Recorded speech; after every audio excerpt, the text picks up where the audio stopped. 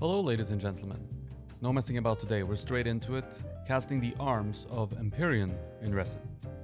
You have to excuse the slightly changing lighting conditions that happen during this video. I'm working under natural light, and so when the clouds show up, there's little to nothing that I can do about it. This is a pretty in-depth video, at least visually, that's about making a resin casting in the most simple molds you can imagine. The arms are just cylinders cut in half right down the center, kind of like a half pipe. The hands are their own separate molds and are much more complex, so they're deserving and will get their own video. This video will in its own right be quite simple, which means we can focus in on technique and not get distracted by fancy molds with weird shapes. The material I'm using is the same I've been using for a while now, and you might have seen it before. It's an acrylic resin, and it's called hydro resin. But there are many other alternatives that give pretty much the same result. Things like jesmonite or aqua resin. They are acrylic resins as well and work the very same way with some slight differences.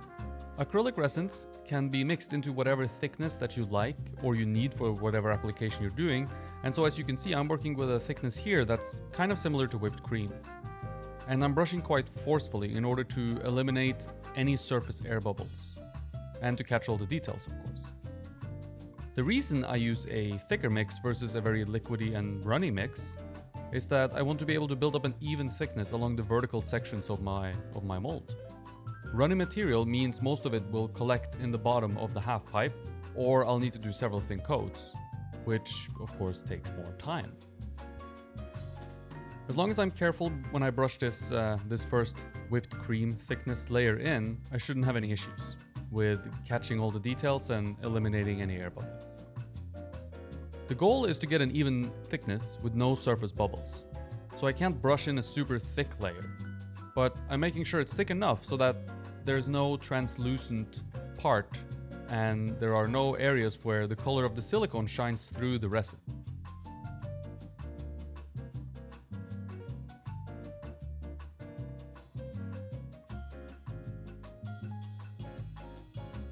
In order for the two pieces to register back together properly, I need to make sure that I have a clean edge for them to register too. So a few extra seconds cleaning the edges after applying the resin is a smart move so that there's no need to do that later when the resin is hard and much tougher to get rid of. This material has a working time of around 30 to 45 minutes, depending on the thickness of the mix, and so doing it now is easy and doesn't force me to rush anything. Rushing is never a good idea when making a cast, or a mold for that matter. It's best to stay as patient as you possibly can and work slow and steady.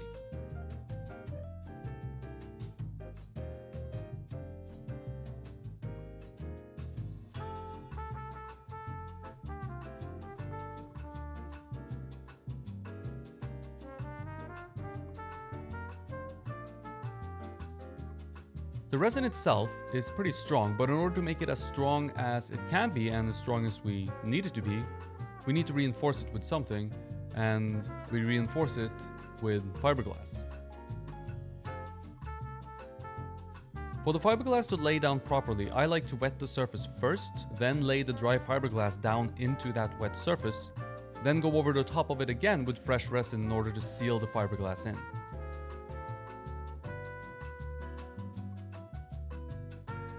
Doing it this way, putting wet resin in the mold and laying the dry fiberglass into it, works much better compared to wetting the fiberglass outside the mold and then laying it into the mold. It's a much cleaner approach and much easier for a one-person operation.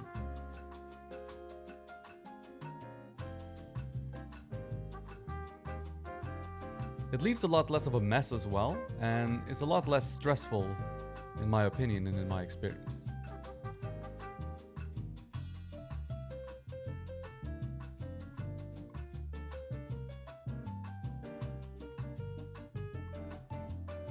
If I were making a mold, I would do 2 layers of fiberglass, but in this case, since it's a cast and it doesn't have to be that strong, I'm just gonna go with 1 layer. It's gonna be plenty strong.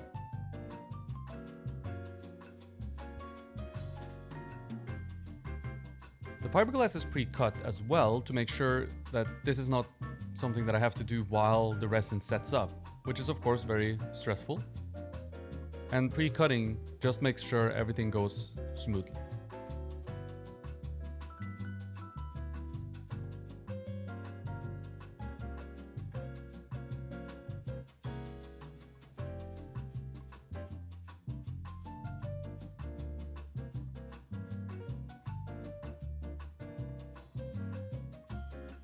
In this case here, 2 pieces of fiberglass was all that was needed to run the length of the arm.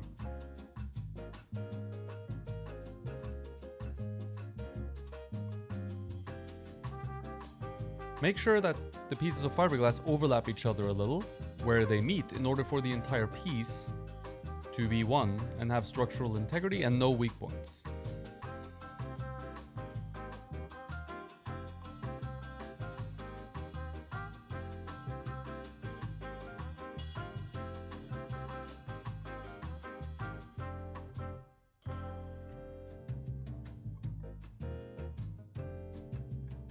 I am again very careful to not get anything up onto the edges, where the 2 pieces eventually will meet and be put back together again.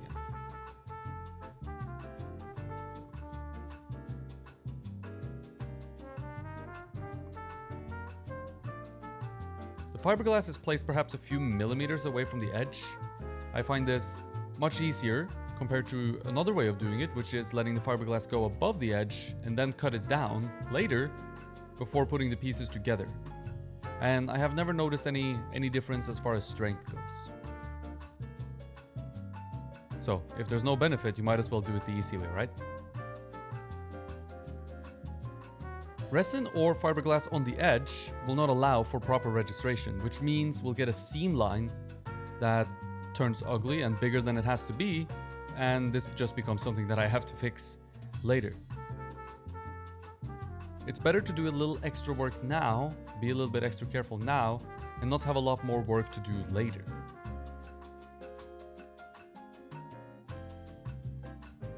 The top and bottom of the arm, the openings of the arm tunnel if you will, are not as crucial as the surfaces here will not impact registration with the two halves of the mold.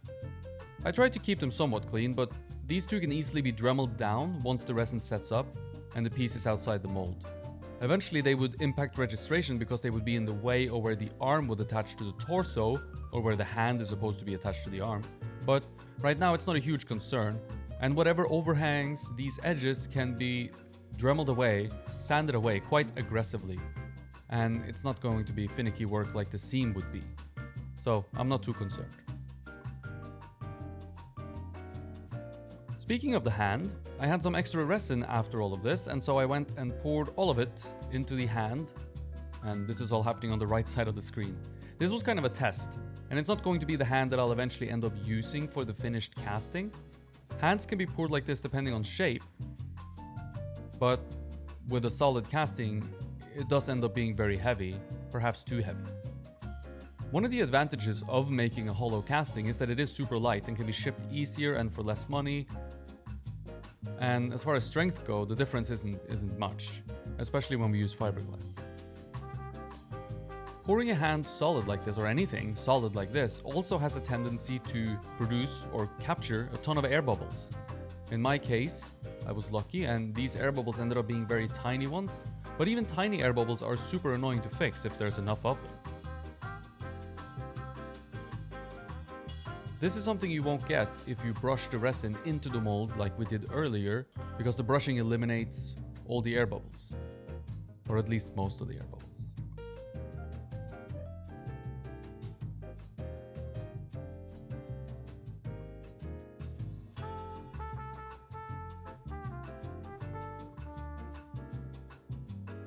Closing the mold is straightforward because of the registration groove we cut in the silicone and because we were careful and made sure there was no mess on the edge of the silicone. Now if I just cut the mold in half with a straight edged blade, we'd have to be very careful about making sure the pieces fit together and that we didn't have any misregistration. But here they just click together.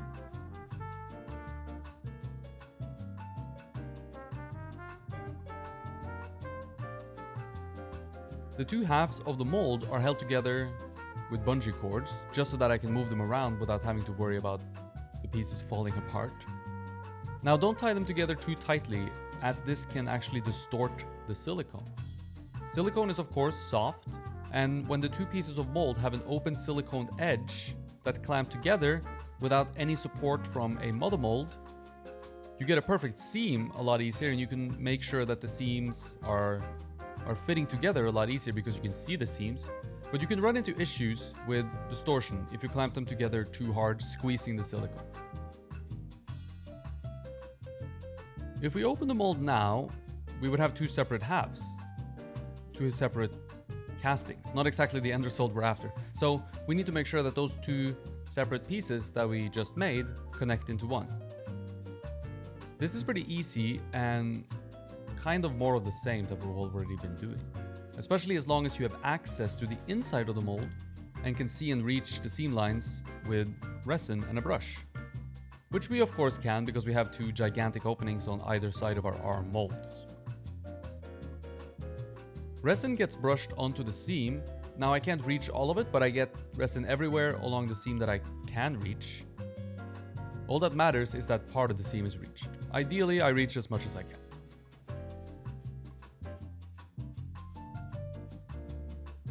Then I'll use fiberglass and lay it across the seam, connecting the two halves of the casting together forever into one. Because the opening is pretty tight here, the arm opening is pretty tight, and it's gotten even tighter because of the layers of resin and fiberglass that I've added, I have to fold the fiberglass in order to get it in there without it crumpling into a ball. I prefer to make sure that the fiberglass lays down nicely flat and even across the seam, which is why I bend it so that it can enter the opening a little bit easier.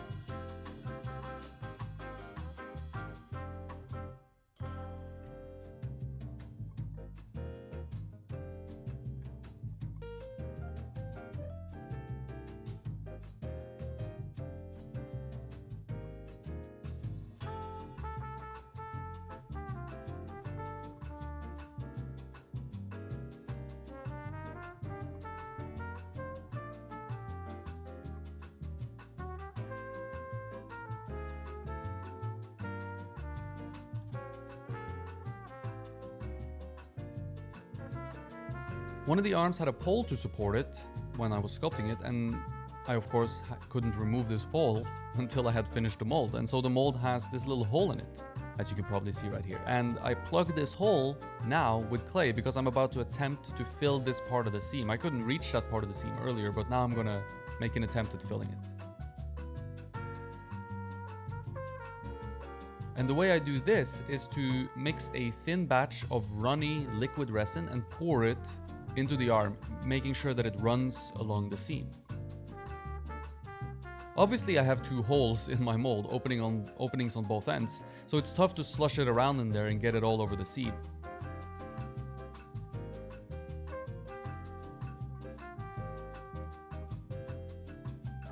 Now if I only had one opening, what I could do is I could pour a ton of liquid resin into the mold, slush it around, make sure it covered everything, and then pour it out, and it would definitely cover the seam. I can't do that here because I have two openings.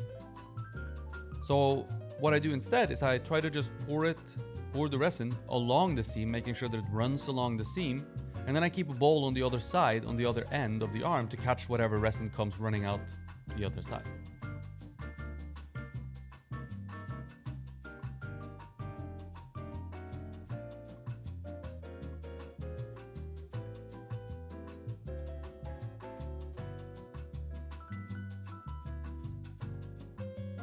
Now I'm not entirely sure how much of a difference this actually made. The little hole from the supporting armature was still there when I opened the mold, but the seam was virtually non-existent, so it was probably worth it after all.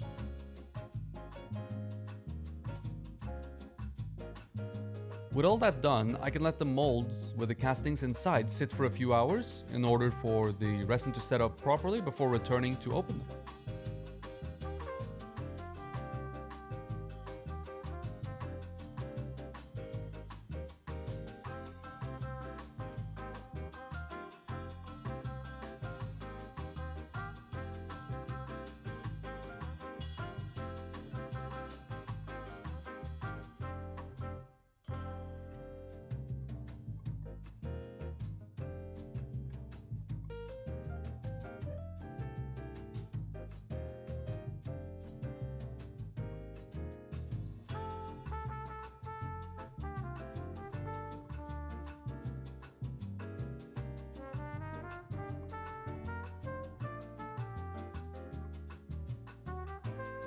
Now, even though we didn't cover the hand deeply, I'll start with showing you the hand, just because the hand is fun, right? Notice that I laid the silicone down into the model mold right away when I open it. Silicone distorts if you lay it on the table and leave it to its own devices, so I instantly put it back into the cradle of the model mold.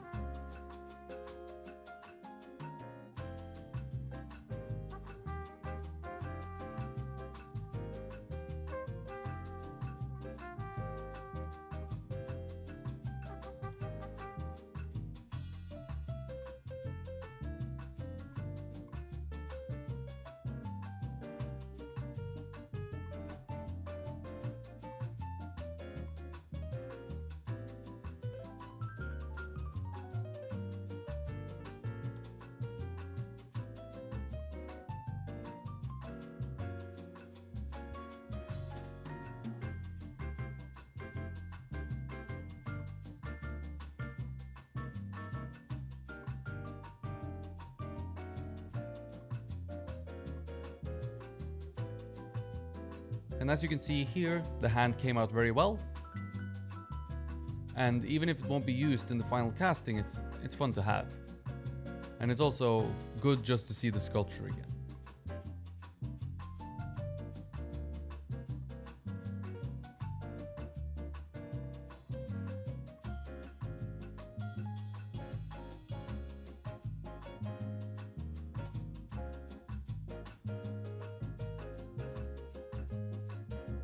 The last thing we need to do is to open the arm. Now it does require a little bit of force in this case, and I apply that force using a screwdriver.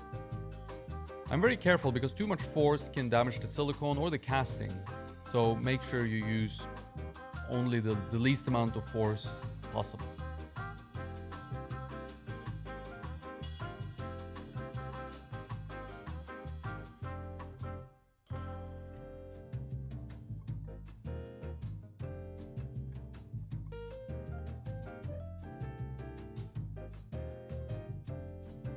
Once we get the model mold off, the silicone peels away super easy. There's also, as you can probably tell, some clay residue tinting the white resin, but I don't see this as much of a problem as the casting will get painted anyway. So, the way that I see it, everything came out perfectly.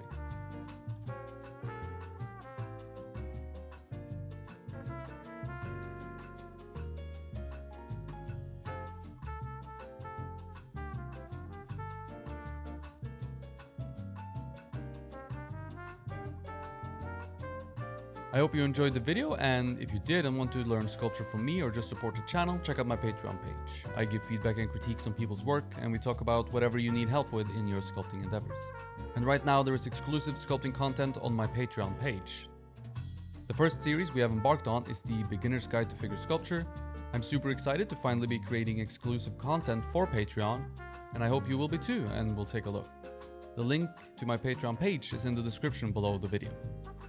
Thank you for watching, and stay tuned for a new video next Thursday. Hit the subscribe button and the bell to be notified whenever a new video comes out. If you enjoyed the video, click the like button and share it with your friends and family. It helps me out a lot. Thank you for watching, stay creative, and I hope to see you in the next one.